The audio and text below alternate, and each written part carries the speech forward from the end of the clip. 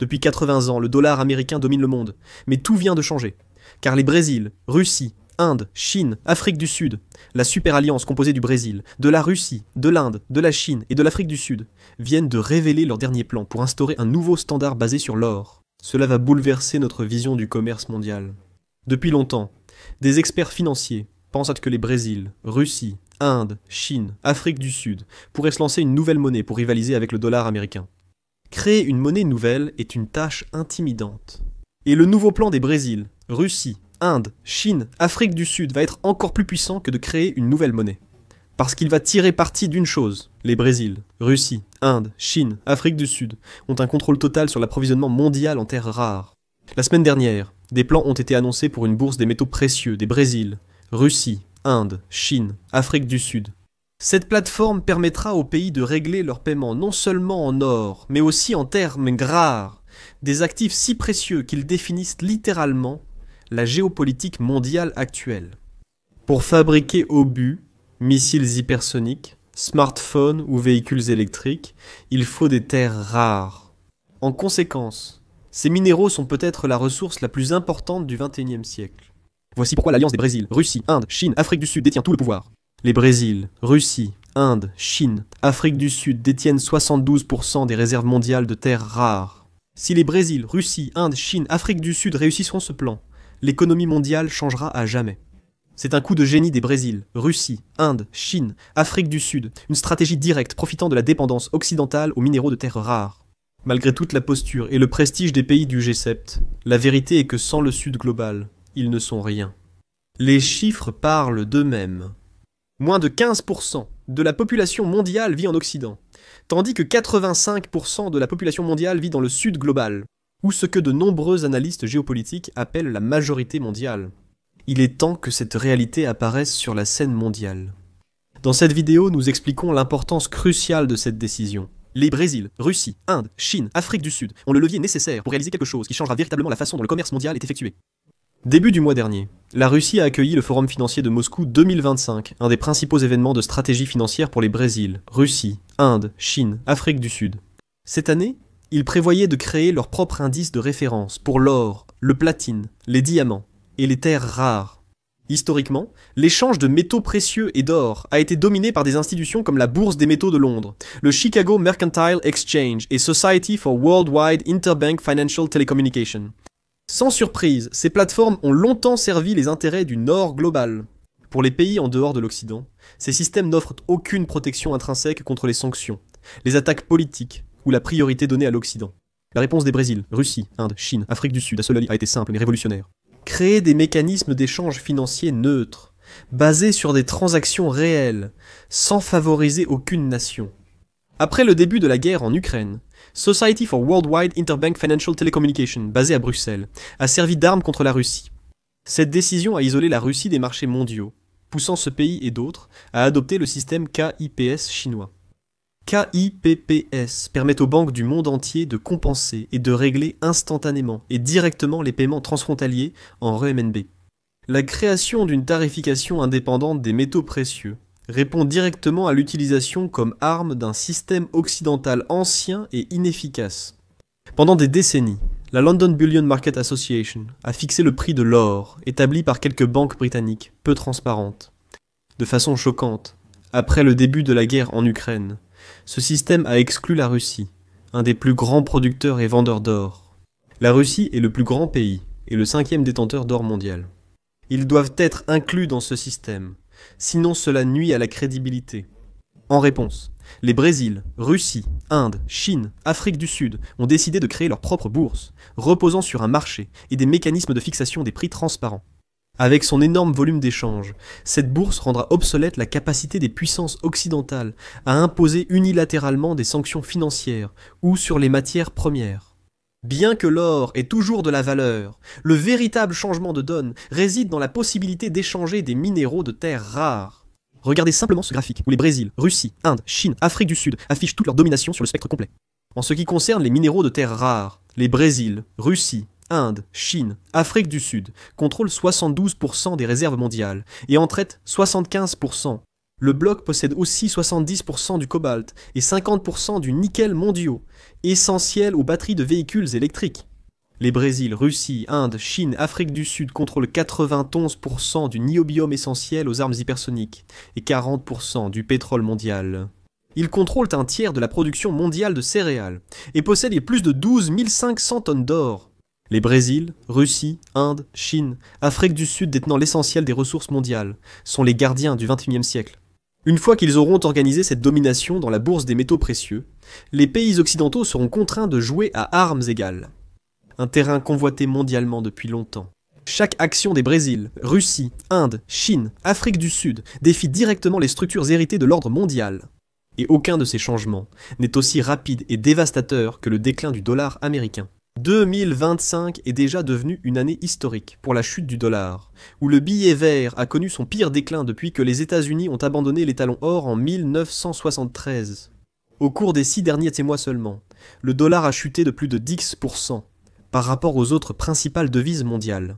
Cela n'est pas seulement le résultat du leadership erratique des États-Unis sous Donald Trump, mais c'est aussi directement lié à la stratégie de dédollarisation des Brésil, Russie, Inde, Chine, Afrique du Sud. Actuellement, 68% des échanges commerciaux des Brésil, Russie, Inde, Chine, Afrique du Sud s'effectuent sans le dollar, et près de 90% des échanges entre la Russie et la Chine se font dans leur monnaie. Les investisseurs et trésors publics mondiaux délestent vite le dollar. Les réserves mondiales en dollars chutent, atteignant 58% au deuxième trimestre 2025, leur plus bas niveau depuis 2000. À mesure que les pays abandonnent le dollar, ils se tournent massivement vers des actifs tangibles qui conserveront une véritable valeur. L'or est le principal reflet de ce changement, puisque le bloc des Brésil, Russie, Inde, Chine, Afrique du Sud détient désormais plus de 12 500 tonnes d'or la Chine, et la Russie, à elle seule, en possédant près de 2300 tonnes. Même l'actif financier le plus stratégique des États-Unis, le pétrodollar, est menacé puisque l'Arabie Saoudite accepte désormais l'Organisation des Nations Unies pour 12% de ses échanges pétroliers. La domination du dollar, qui a longtemps canalisé la richesse mondiale dans les poches de l'élite de Wall Street et alimenté des conflits en militaires sans fin, est en train de mourir lentement. Une mort par 1000 coupures. La Russie n'est pas seule à lancer ces discussions. Les Brésil, Russie, Inde, Chine, Afrique du Sud agissent aussi fortement en tant que bloc. La Chine développe aussi des marchés alternatifs. La Banque populaire de Chine et la Bourse de l'or de Shanghai voulant désormais garder les réserves d'or des banques centrales étrangères. C'est une proposition au Brésil, Russie, Inde, Chine, Afrique du Sud et au Sud global. Stockez votre or en Chine, pas à Londres ou à New York, et nous vous protégerons des sanctions occidentales. Après le gel, par les États-Unis des 300 milliards de dollars de réserves russes, en 2022, les pays ne font plus confiance à l'Occident. Sans doute, ce sera une offre attrayante pour les pays en froid, avec Washington. La valeur de l'or ne devrait qu'augmenter, puisqu'il vient de dépasser les 3700 $ l'once, et Goldman Sachs prévoit qu'il atteindra plus de 5000 $. Si la Chine devient le bol d'or mondial, ce sera bénéfique si le dollar est détrôné. Ce nouveau mouvement autour des métaux précieux prend également rapidement de l'ampleur en Afrique. Avec les ressources naturelles les plus abondantes, il n'est pas surprenant que les nations africaines soutiennent cette initiative. Pour eux, cette bourse bouleverse la situation, offrant une échappatoire à l'influence politique exercée par l'ordre mondial unipolaire pendant des décennies. Le projet Longanjo de 80 millions de dollars en Angola devrait fournir 5% de la demande mondiale de métaux pour aimants, essentiels aux véhicules électriques et aux éoliennes. Le Nigeria a réalisé d'importants progrès pour traiter davantage de terres rares localement, en investissant dans une usine de traitement de 400 millions de dollars. Cela prouve que le pays est prêt à jouer un rôle clé dans la chaîne d'approvisionnement mondiale. Le Nigeria devient une puissance émergente dans le secteur des terres rares, et l'industrie minière du pays devrait représenter 10% du produit intérieur brut au cours des 2 prochaines années. Contrairement au passé, ces nouvelles richesses peuvent transiter par les systèmes émergents des Brésil, Russie, Inde, Chine, Afrique du Sud, plutôt que par ceux privilégiant les entreprises étrangères. L'Afrique peut dépasser les systèmes occidentaux, profitant de la croissance de ses économies et de l'essor des marchés financiers, des Brésil, Russie, Inde, Chine, Afrique du Sud. Comment les États-Unis réagissent-ils à leur exclusion totale de ce marché crucial des terres rares ? Eh bien, historiquement, Chaque fois que l'hégémonie américaine a été confrontée à des menaces majeures, en particulier lorsqu'il s'agit de sécuriser des ressources essentielles, les États-Unis n'ont pas hésité à déployer leur puissance militaire. La guerre en Irak en 2003 est un exemple parfait, où la sécurisation de l'accès au pétrole du Moyen-Orient était l'un des motifs centraux de l'invasion. Les soldats américains ont aussi saisi les métaux précieux et l'or irakien. Mais désormais, les enjeux sont plus élevés, car cet échange remet en cause la capacité des États-Unis à fonctionner, incapables même de produire les matériaux nécessaires à leur armée. Les armes mêmes qui alimentent l'armée américaine, y compris les technologies de défense avancées comme les missiles hypersoniques, dépendent entièrement des minéraux de terre rares. Le contrôle de ces ressources par les Brésil, Russie, Inde, Chine, Afrique du Sud les rend de plus en plus difficiles d'accès pour les États-Unis. Le niobium, essentiel aux États-Unis, est indispensable aux composants des missiles hypersoniques, grâce à sa résistance aux températures extrêmes. L'Institut d'études géologiques des États-Unis classe le niobium comme deuxième minéral le plus crucial pour la sécurité nationale. Pour cette raison, cette ressource est à juste titre considérée comme plus précieuse que le pétrole. Mais encore une fois, voici l'opportunité. Le Brésil produit environ 98% du niobium mondial, ce qui garantit que l'association des Brésil, Russie, Inde, Chine, Afrique du Sud dispose d'un avantage stratégique pour l'avenir. Le Brésil, membre fondateur des Brésil, Russie, Inde, Chine, Afrique du Sud, a été particulièrement ciblé par l'administration Trump. Donc, les chances que le Brésil échange ses minéraux avec les États-Unis et permette au complexe militaro-industriel américain d'opérer sont quasi nulles. Le niobium et les aimants lourds sont essentiels en électronique et dans les technologies militaires. Les chiffres prouvent à quel point l'Occident est en retard. Le plus flagrant concerne le traitement et la fabrication des aimants, en terres rares, résistants à la chaleur, qui sont essentiels pour l'ingénierie mécanique, l'aéronautique et toute l'électronique moderne. La Chine détient un quasi-monopole sur le traitement des métaux de terre rares, ses raffineries produisant plus de 99% des 3 éléments de terre rares, clés nécessaires aux aimants résistants à la chaleur. En termes de production, la Chine fabrique au moins 20 000 tonnes d'aimants, en terres rares par an, tandis que la production combinée des États-Unis et de l'Union européenne est inférieure à 10 000 tonnes.